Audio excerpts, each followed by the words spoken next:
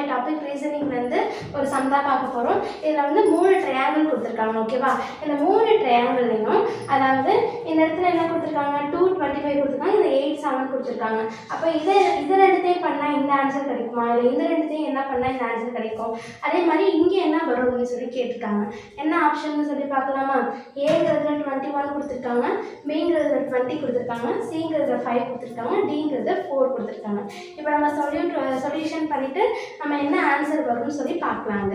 அப்போது இது ரெண்டுத்தையும் என்ன பண்ண இந்த இடத்துல இந்த ஆன்சர் கிடைக்கும்னா, இங்கே 8 7 கொடுத்துருக்காங்களா, இது ரெண்டுத்தையும் ஆட் பண்ணுங்க.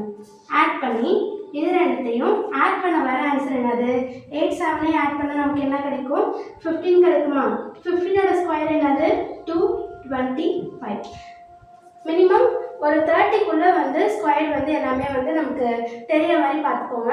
அப்போ தான் வந்து நமக்கு ஏதாவது ஒரு ரீசனிங்கில் கொஷின்ஸ் கேட்டாலும் நமக்கு ஆன்சர் பண்ண தெரியும். நெக்ஸ்ட் என்ன கொடுத்துருக்காங்க, 4ம் 3யும் கொடுத்துருக்காங்களா, 4 + 3 நமக்கு 7. அப்போ 7 ஸ்கொயர் இஸ் ஈக்குவல் டு 7 × 7 29. அதே மாதிரி 6 இருக்குங்க, 6 இஸ் ஈக்குவல் டு என்ன கொடுத்துருக்காங்க, 121. அப்போ 121ஓட ஸ்கொயர் என்னது, 11.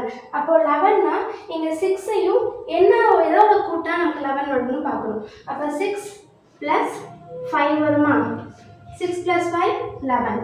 அப்போ 11ஓட ஸ்கொயர் என்ன நமக்கு 121. அப்போ இங்கே என்ன ஆன்சர் கிடைக்கும் நமக்கு 5.